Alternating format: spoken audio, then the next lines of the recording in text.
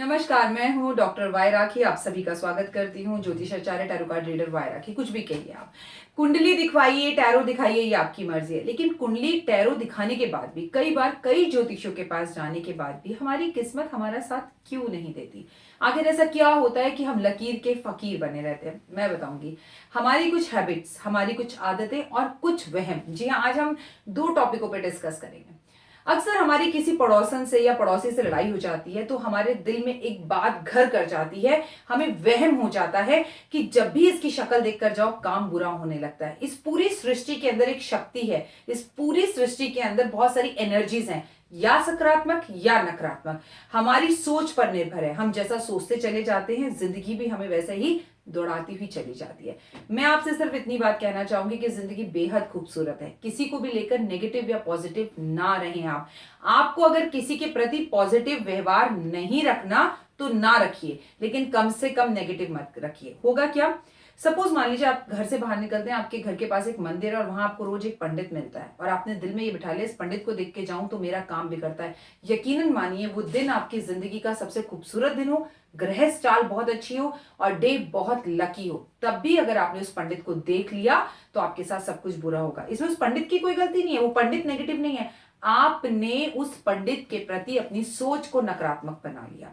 तो यहां पर एक बात को समझने की कोशिश कीजिए कि सबसे पहले इस तरह का वहम अपने दिल से निकालिए, क्योंकि ब्राह्मण एक विष्णु का रूप होता है और विष्णु को देखें और फिर किसी भी काम पर निकले तो सक्सेस आपके कदम जरूर चूमेगी।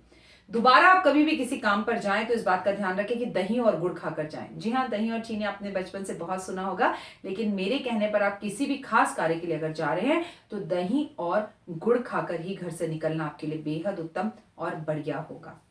एक बात और याद रखिए, अक्सर ऐसा होता है बिल्ली हमारा रास्ता काट जाती है और हम 7 कदम पीछे चलना शुरू कर देते हैं, रुक जाते हैं, वहम कर लेते हैं। ऐसा क्यों? जबकि दीपावली वाली रात अमावस की रात होती है और हर कोई ये चाहता है बिल्ली दिख जाए, बिल्ली दिख जाए, पटाखों की आवाज से बिल्ली कहीं छुप गई है, दिखेगी नहीं, और हम बिल्ली को ढूंढते रहते हैं। जबकि वो रात अमावस की रात होती है, लेकिन उस दिन हम बिल्ली को लक्ष्मी का रूप मानते हैं। बिल्ली सदैव लक्ष्मी का रूप होती है। बिल्ली वो है जो शेर की मौसी है और शेर वो है जिसपे माँ दुर्गा सवारी करती है। तो एक बात हमेशा याद रखिए, बिल्ली को देखना या बिल्ली का रास्ता काटना हमेशा शुभ फलदायक होता है, आपको नुकसान कभी नहीं दे सकता। अगर आपने कभी बिल्ली का रास्ता काट दिया तो बिल्ली को नुकसान होता है क्या? कभी नहीं होता। तो हमेशा एक बात को याद रखिए कि इन वहमों को दिल से बाहर निकालिए। नेक्स्ट टाइम जब भी बिल्ली आपका रास्ता काट जाए तो इस उपाय को कीजिए, 3 बार श्री श्री श्री बोलिए और अपने काम पर निकल जाइए। वो काम नहीं भी होना होगा तो निश्चित रूप से आपका वो काम हो जाएगा। अगले वहम की तरफ हम नजर डालते हैं। अगला वहम हमारा ये होता है कि हम घर से बाहर निकले और किसी ने छींक मार दी। रुक जाओ रुक जाओ रुक जाओ भाई, अब मत जाना, किसी ने छींक मार दी है, काम खराब हो जाएगा और सिचुएशंस परेशान करने वाली हो जाएंगी। तो मैं आपको एक बात बता दूं, बिल्कुल सही बात है, लेकिन किसी के छींक मारने से आपका काम खराब नहीं होता। पल दो पल के लिए मुड़कर देखिए, बैठ जाइए अगर आपका दिल करता है, क्योंकि आप हमारे ना बड़े बुजुर्गों ने ये बात बताई है तो गलत तो बताई नहीं होगी, लेकिन कहीं ना कहीं ऐसा होता है कि जब भी कोई व्यक्ति कहीं जा रहा हो तो उसे टोको मत, आवाज मत दो या उसके पीछे से छींको मत, खांसो मत। तो खांसना क्या होता था कि पुराने जमाने में जब ससुर या जेठ घर में आते थे तो खांसते हुए आते थे, जिससे बहुएं और घर की बेटियां अलर्ट हो जाएं, घूंघट कर ले। इसीलिए कहा जाता है कि जब कोई जा रहा हो छींक मारे तो इसका मतलब भगवान ने अलर्ट किया कि मत जा भाई, अभी रुक जा। ऐसा वो लोग सोचते थे। अगर वो सोचते थे तो वो सही सोचते होंगे, लेकिन ये आज का जमाना है। अगर आप किसी महत्वपूर्ण काम पर जा रहे हैं और कोई छींक मार दे तो मैं आपसे कहूंगी पल दो पल रुककर काम पर चले जाइए, वहम करने की जरूरत नहीं है। और ऐसा दोबारा हो कि आपके काम पे निकलते वक्त आपका बच्चा या आपकी पत्नी छींक मार दे तो आप एक गिलास ठंडा पानी पी लीजिए, रूह अफ़ज़ा का पानी पी लीजिए और अपने काम पर निकल जाइए, आपका काम निश्चित रूप से होगा। अब बात करते हैं हैबिट्स की। पैरों को हिलाने की आपकी जो आदत है ये आपके करियर को और शनि को खराब करती है, इसको तुरंत बदलिए। अगर आपकी शनि की महादशा अंतरदशा चल रही है और आपको पैर हिलाने की आदत है तो यकीन मानिए इधर से उधर, उधर से इधर, इधर से उधर, उधर से इधर शनि आपको दौड़ाता रहेगा। इस आदत को आज ही छोड़िए।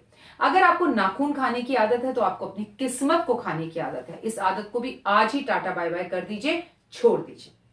अदरवाइज आपकी किस्मत में होने वाले बड़े बड़े कॉन्ट्रैक्ट्स, जो बड़े बड़े कॉन्ट्रैक्ट आपको मिलने वाले हैं वो सब टूट जाएंगे, आपको नहीं मिलेंगे। बड़ी बड़ी डील्स आपके बीच में रह जाएंगी, खासकर प्रॉपर्टी से जुड़ी हुई। लेकिन अगर आपको कान के अंदर उंगली ऐसे ऐसे घुमाने की, पेंसिल घुमाने की आदत है तो मैं यहाँ एक बात बताना चाहूंगी कि इस आदत को भी तुरंत आप छोड़ दीजिए, क्योंकि ये आदत अगर आपने नहीं छोड़ी तो इतना समझ लीजिए कि बहुत जल्द आपका बुध ग्रह खराब हो जाएगा और बुध ग्रह बुद्धि से जुड़ा हुआ होता है। तो इस आदत को तुरंत बदलिए। बदले। यहाँ हमने बात करी वहमों की, हमने बात करी हैबिट्स की।